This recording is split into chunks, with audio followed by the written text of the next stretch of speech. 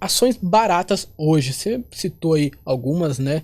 Bradesco ou Banco do Brasil, enfim. Mas ações baratas hoje que você vê com bons olhos, né? Não só ação barata, porcaria, que você vê com bons olhos. O Banco do Brasil é um exemplo, né? A Transmissão Paulista tá bem barata.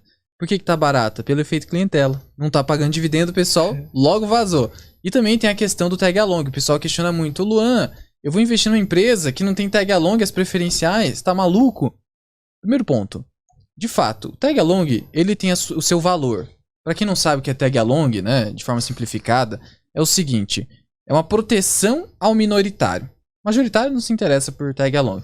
E o que é isso na prática? É uma proteção legal que diz o seguinte: toda vez que a empresa vai vender o seu controle acionário, e controle acionário pela lei das SA seria você ter mais de 50% das ordinárias, que são as ações com direito a voto, você vai vender esse controle, o adquirente, que é aquele que está comprando, ele precisa pagar, no mínimo, 80% do que ele pagou para o controlador que está vendendo. Então, vamos supor que vai vender o controle por R$100 cada ação. Eu tenho que pagar no mínimo R$80 para todos os demais investidores. E aí faz uma oferta pública de aquisição, uma OPA. E por que faz isso? Porque, não raro, quando você vai comprar o controle de uma empresa, você paga um prêmio. Você paga um ágio acima do valor de mercado. Então no mercado tá, vamos supor aí no nosso exemplo, no mercado tá 75. Eu vou pagar 100. Mas eu tenho que agora abrir uma oferta pública de aquisição por 80 para todos os minoritários. É uma proteção. E se a empresa ainda estiver no novo mercado, essa proteção é de 100%. Então eu tenho que pagar os R$100 se fosse o caso. E o pessoal questiona: as preferenciais da Transação Paulista não tem tag along. Muito bem, isso é verdade. É um risco a mais. É um risco a mais. Nunca deu problema historicamente com essa empresa, mas é um risco a mais. A gente tem que reconhecer que é um risco a mais. Também não pode fechar os olhos para o risco de uma companhia. Só que é um risco, considerando a Transação Paulista, que eu considero relativamente baixo. Que se você então tem algum modelo de valuation, você coloca esse risco com uma taxa de desconto maior no seu preço justo. Mas ainda assim, para mim, a empresa está barata. Então é um risco maior, é um risco a mais, se você comparar com empresas que tem 100% de tag along, mas não é um risco também que vai fazer você ficar de fora da empresa, porque esse não é o principal fator que você vai olhar ao investir numa companhia. Essa é a minha visão sobre a Transação Paulista. Então, Transação Paulista, Banco do Brasil, a própria Taesa não tá cara nem barata, tá mais ou menos próximo do preço justo atualmente, isso na minha visão. Agora, se você quer pimentinhas, né, que o pessoal fala, existem pimentinhas aí que estão muito baratas, né?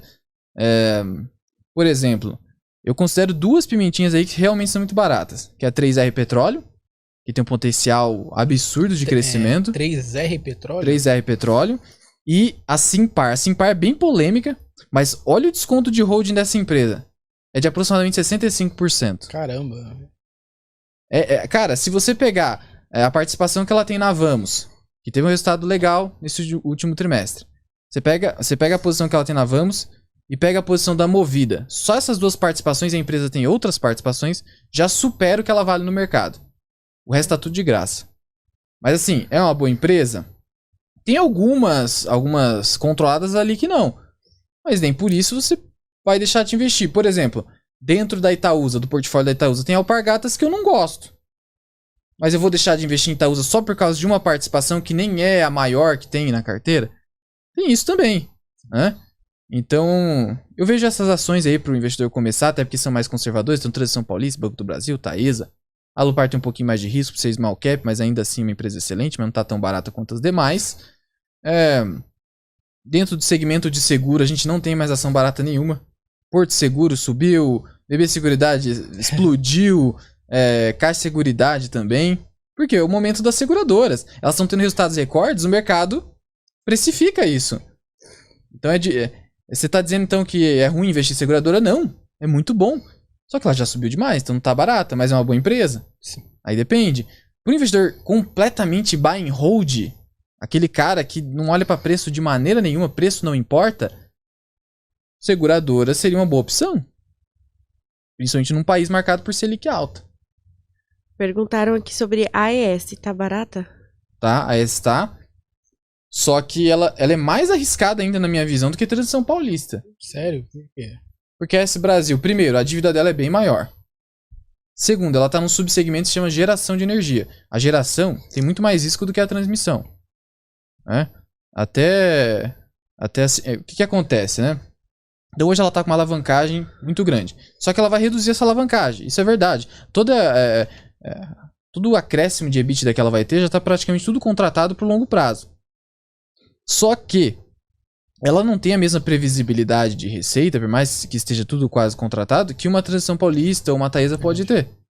Né?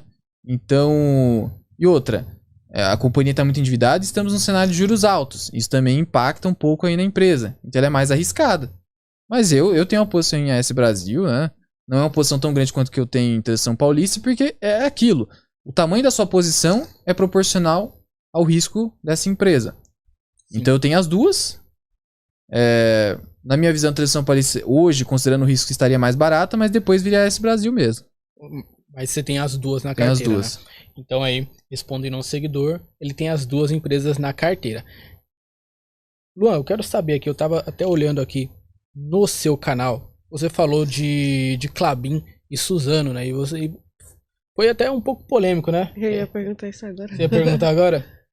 Até um pouco polêmico, né? Porque eu tava procurando, achei, né? Você colocou aqui no título, né? Venda Klabin e Suzano, né? E cuidado com a sardinhagem, né?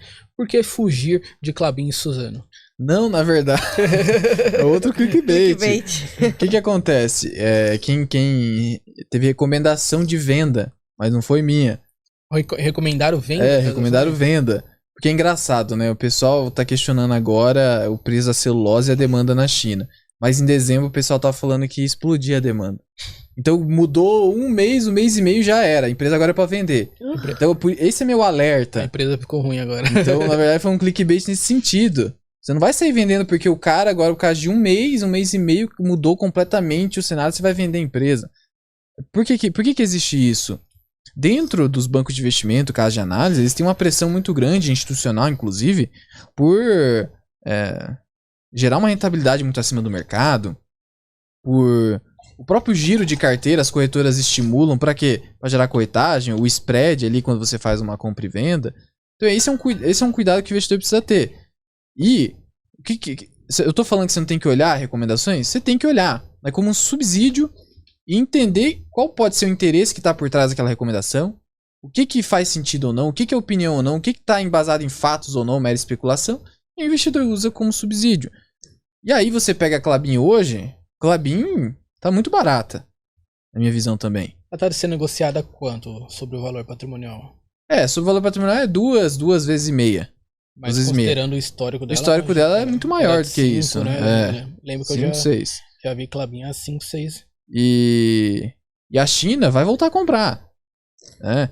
Então, claro, assim, você não vai experimentar na Klabin um crescimento exponencial. Ela é uma das mais aquelas empresas igual a Itaú,